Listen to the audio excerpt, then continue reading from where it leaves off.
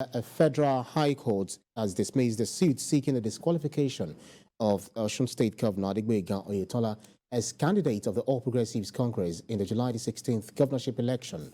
Delivering judgment, Justice Inyang Eko stated that the plaintiff, Mashuda Adelti, failed to support the process with relevant laws and as such showed no cause of action in the suit, which makes the suit a gross abuse of court process. Justice Inyang adds that the said suit instituted falls outside the scope of Section 87, subsection 9 of the Electoral Act and Section 22 of the 1999 Constitution as amended.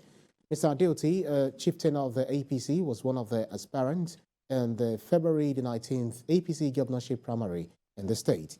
He lost the ticket to Governor Oyetola, then filed the case seeking the governor's disqualification.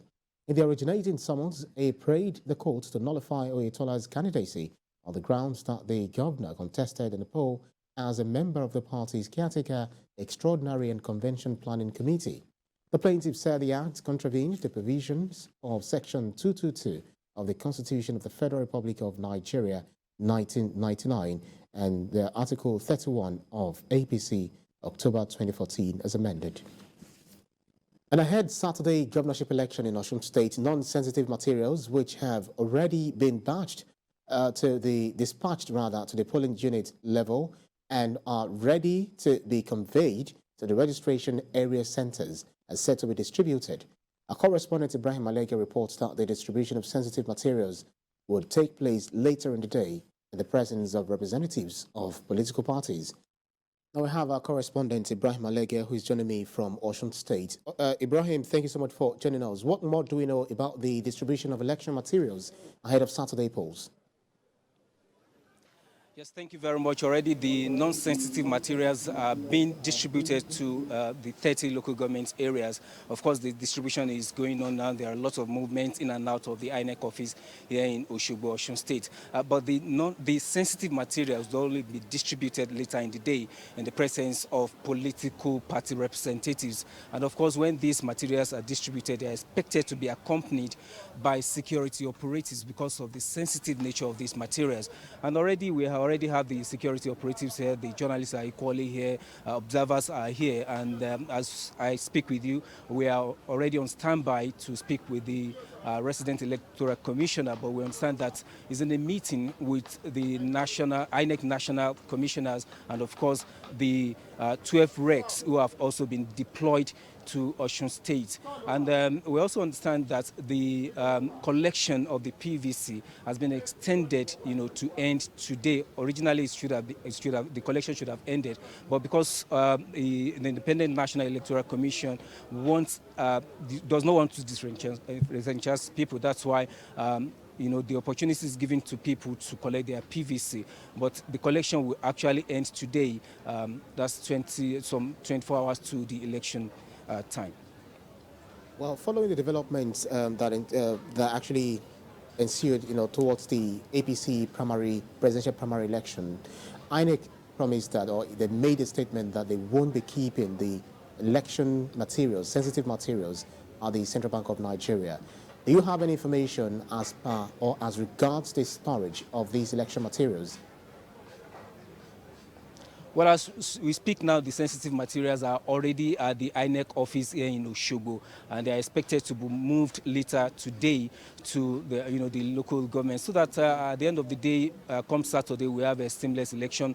There won't be delay in the distribution of these materials. According to INEC, gone are the days when in the morning people will still say they are still waiting for election materials to arrive the respective polling units. But today, the non-sensitive materials are already being distributed, while later in the day, in the presence of political party representatives and security observers, the sensitive materials would also leave the INEC office here in Oshogbo to the 30 local government areas, so that early in the morning on Saturday, when you get to the polling units, by then you'd have, met all these, whether sensitive or not sensitive materials, all of them would have been at the respective polling units. So this is what INEC is trying to achieve. And of course, the INEC office here in Oshogbo is a beehive of activity as I speak with you. Well, you've been in Oshogbo for a few days now. Talk to us about the optimism that people are actually expressing ahead of Saturday polls, the mood, how are they looking forward to this day? Yes, when I arrived in Osogbo yesterday, I spoke with some of my colleagues, and what they told me was that it's as if the election was going to take place today because of the preparedness of the people of Osun State. So the people of Osun State, that they are politically, savvy. So we expect that the participation should be higher. Almost 2 million registrants for this particular election. According to INEC statistics, we have 1,950 something thousand eligible voters who have registered for this particular election, and that's why INEC is extending the collection of PVC up to today, so that we have as many people as possible to participate by voting in the election, unlike the previous ones where you record less than 50% of the eligible voters voting during the election. So INEC is hoping that the figure is going to go higher. That's why we have the extension of the collection of PVC, and the people of Osun State, with what I've seen, they are ready and they are prepared, to participate in the election. I was, in some communities yesterday when I arrived, and I could see that the mood, the people are actually ready to participate in this election. Right. Well, TVC News correspondent Ibrahim Alege live for us in Osogbo, Osun State.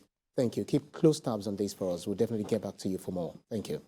Now, still talking politics, National Chairman of the All Progressives Congress, Senator Abdullahi Adamu, says the attention generated by the choice of the party's presidential candidate's running mate is an indication of how much Nigerians are interested in the party's affairs. But he then assured that religion was not a criterion in the choice of the running mate for Asiwaju Bola Tinubu, adding that Nigerians should be more concerned about getting the dividends of democracy. The national chairman spoke with journalists in Daura when he visited President Muhammad Buhari to pay Salah homage. The chairman of the party was accompanied by the Osun State Governor, Aminu Bello Masari. God doesn't do anything in vain. God must have reason for having two of us, or two major persuasions, religious persuasions, to be in this country. And each of these groups have got people who have reason to believe. We can't have what we want at a point in time, all of us agreeing to one thing. The fact of the matter is, we appreciate that the Christians are interested in it, no doubt about it. But the fact of the matter is, we're as practical as we can in this situation, and we do hope that people will see reason. Nobody is wanting to promote Christianity or Muslim ticket necessarily, but we have to face the reality of our politics in the country. And that's what exactly we're doing. Shetima is another Nigerian like me and you. And yes, we don't all have to be Muslims or all have to be Christians. It is the will of God that this time around he's going to be the vice president of this great country if we win the election. And we do hope and pray, and we're working to win the election. I think what is most important is good leadership. A just and fair leader, wherever he comes from. I know there is some perception out there, but I think as important as perception is, let us understand the realities of the people. When they say a particular person will do this, let us examine the person, his antecedents. And he is not a non-religious extremist. I think he's a very accommodating person. And if you talk to the Christian community in Borno, where he had the opportunity of being governor for 8 years, you will hear their testimony about his performance as being a just and fair leader.